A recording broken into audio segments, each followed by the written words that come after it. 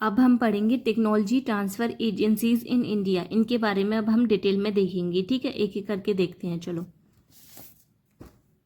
पहली कौन सी है हमारी, APCTT, इसके बारे में देखते हैं। देखो इसकी फुल फॉर्म क्या होगी, पहले तो Asian and Pacific centre for transfer of technology. ठीक है, ये हो गई हमारी इसकी फुल फॉर्म। अब देखो सेकंड क्या है पॉइंट हमारा, United Nation local organization ESCAP, economic and social commission for Asia and Pacific. United Nation local organization जो होती है हमारी, वो ESCAP के अंडर में आती है। ठीक है, देखो 1977 इन बैंगलोर, न्यू दिल्ली इन 1993। सबसे पहले APCTD जो थी एस्टेब्लाइज हुई थी 1977 में बैंगलोर के अंदर। ठीक है, फिर क्या हो गई, फिर वो मूव कर गई न्यू दिल्ली में 1993 में। ठीक है, अब देखो APCTD का काम क्या होता है, वुमेन। APCTD जो होती है एक एक्स्ट्रा एफर्ट लगाती है, वुमेन को इंस्पायर करने में हेल्प करती है, ताकि वुमेन जो होती है टेक्नोलॉजी ट्रांसफ़र की फील्ड के अंदर जो होते हैं पार्टिसिपेट कर सके ज़्यादा से ज़्यादा। ठीक है, अब देखो strengthen the technology transfer ability, main M होता है APCTD का जो थी स्ट्रेंथन करती है टेक्नोलॉजी ट्रांसफ़र एबिलिटी को, ताकि हमारा इंपोर्ट और एक्सपोर्ट का काम जो होता है इंडिया के अंदर असिस्ट हो सके, और उसमें जो होती है हेल्प करती है हमारी APCTD। ठीक है, अब देखो इसका एम क्या होता है, मेन एम इसका क्या है, to strengthen the international funding. International funding में भी ये जो होती है हमारी स्ट्रेंथन करती है, जो होती है हमारी APCTD का मेन एम होता है, ये प्रमोट करती है टेक्नोलॉजी ट्रांसफ़र को, टेक्नोलॉजी ट्रांसफ़र प्रमोट करती है स्मॉल से मीडियम स्केल एंटरप्राइज के अंदर जो होती है इसे प्रमोट करने का काम करती है, कोई भी रूल्स एंड रेगुलेशन तोड़े बिना। ठीक है, without वॉलेटिंग any rules and regulation.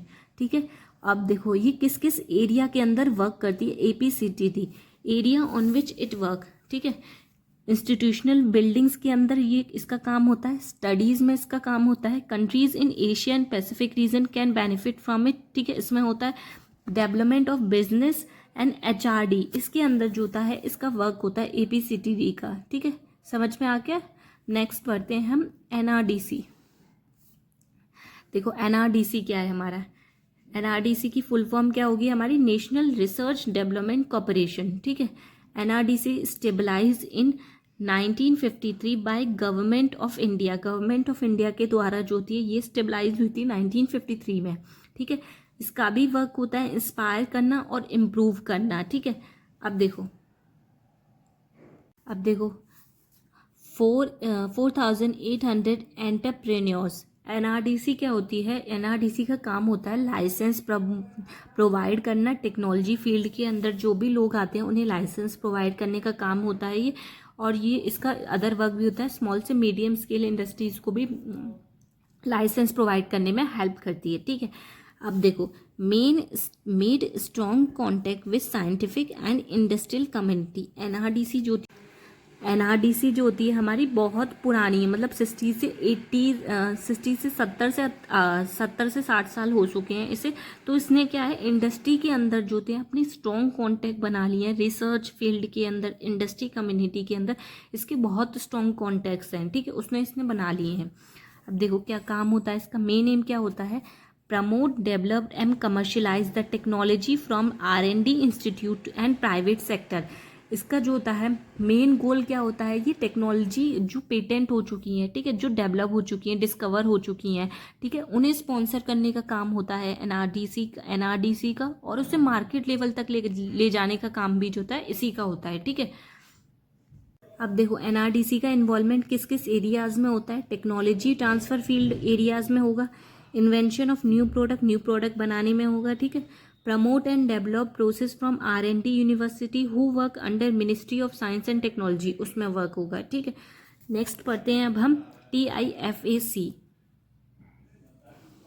TIFAC full form देखो क्या है, technology information forecasting and assessment counselling, setup in 1988। ये सेटअप हुई थी, स्टेबलाइज हुई थी 1988 में। ठीक है, ऑटोनोमस इंडिपेंडेंट ऑर्गेनाइजेशन, ये एक इंडिपेंडेंट ऑर्गेनाइजेशन है जो 1988 में फाउंड की गई थी। ठीक है, अब ऑटोनोमस का मतलब क्या होता है, देखो यहाँ पे ऑटोनोमस आ रहा है, वो वर्ड का मतलब क्या है, देखो गवर्नमेंट जो होती है हमारी एक अलग अलग ऑर्गेनाइजेशन बनाती है पर्टिकुलर टेक्नोलॉजी को हेल्प करने के लिए, फिर उन्हें टाइम टाइम पे फंडिंग देती है, उसे बोलते हैं हम ऑटोनोमस ऑर्गेनाइजेशन, ठीक है।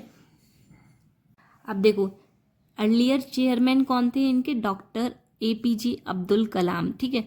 करंट चेयरमैन कौन है, डॉक्टर UK सारस्वत हैं इसके current chairman. Inaugurated by prime minister Narendra Modi के द्वारा ये जो थी है इनऑर्गेटेड की गई थी, ठीक है। They release technology vision 2035 prepared by TIFAC, ठीक है।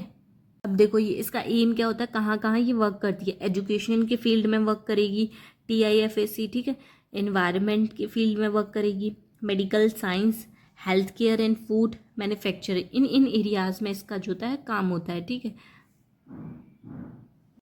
अब है देखो backbone of industry because of high funding, ये जो होती है TIF जो होती है बैकबोन होती है सारी इंडस्ट्री की, क्योंकि सबसे ज़्यादा फंडिंग में यही हेल्प करती है हमारी TIFAC, ठीक है।